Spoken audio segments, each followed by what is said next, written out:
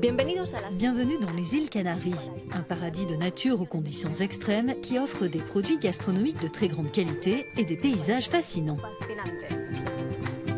À Lanzarote, Fuerteventura et La Palma, le climat est doux, mais cultiver est un défi. En témoignent leurs pâturages arides, leurs vignobles volcaniques et leurs plantations de bananes dominant des falaises de lave.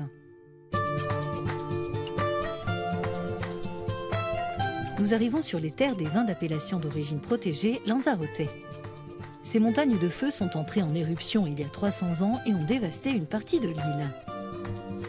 Un paysage lunaire où la viticulture a été préservée. Les cendres sont devenues un sol fertile grâce à une technique de culture ingénieuse.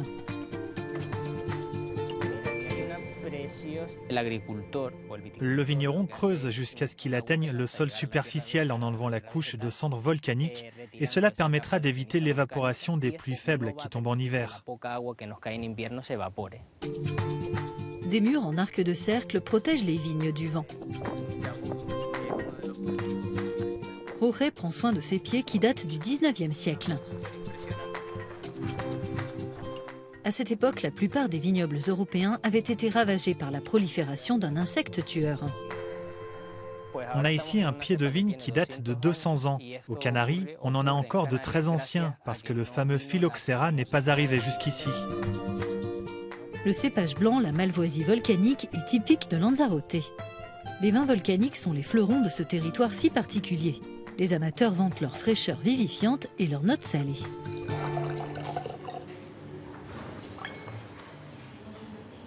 Pour l'appellation malvoisie volcanique sec, on veut que toute la salinité de notre vignoble s'exprime à la dégustation. Fuerteventura, le berceau du fromage de chèvre Marorero. Cette île aride et volcanique est un habitat parfait pour ces chèvres, une race indigène très adaptée aux terres sèches et au climat rude. Le lait frais local donne des fromages traditionnels primés dans le monde entier et hérités des civilisations indigènes. Aujourd'hui, leurs producteurs misent sur un modèle durable.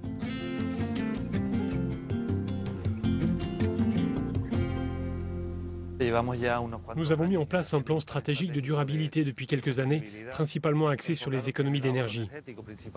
À terme, 50% de notre consommation proviendra des énergies renouvelables. Et puis nous numérisons l'ensemble du fonctionnement de notre usine. Au-delà de la numérisation, la fabrication du premier fromage de chèvre espagnol à avoir obtenu une appellation d'origine protégée exige à la fois expertise et savoir-faire artisanal. Depuis, les distinctions se sont accumulées. Les fromages d'Esteban ont reçu plus de 1000 prix nationaux et internationaux. Vous noterez sa texture crémeuse avec des notes de caramel et de café. C'est ce qui en fait un produit unique. C'est excellent. Sur l'île de La Palma, surnommée la Isla Bonita, nous découvrons une plantation de bananes bordée de falaises de lave avec ses terrasses traditionnelles. Les îles Canaries font pousser plus de la moitié des bananes consommées en Europe. Leur production est la seule au monde à faire l'objet d'une indication géographique protégée. C'est une culture très traditionnelle, tout le travail est fait à la main. Et comme nous sommes des producteurs européens, nous devons respecter des exigences environnementales très strictes.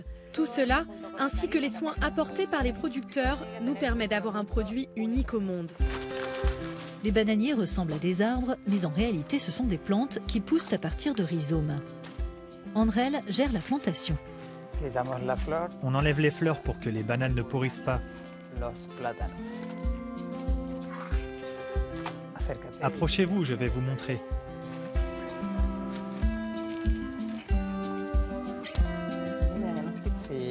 Si on a besoin de bras, on vous embauche.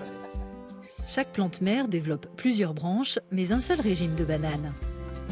La récolte se fait tout au long de l'année. La Dwarf Cavendish est la principale variété cultivée.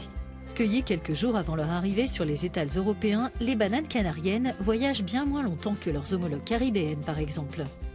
Ce qui signifie moins d'émissions liées au transport. C'était une expérience unique d'apprendre par moi-même comment sont élaborés les meilleurs produits des îles Fortunées, comme on les appelait dans l'Antiquité. À bientôt dans Here We Grow.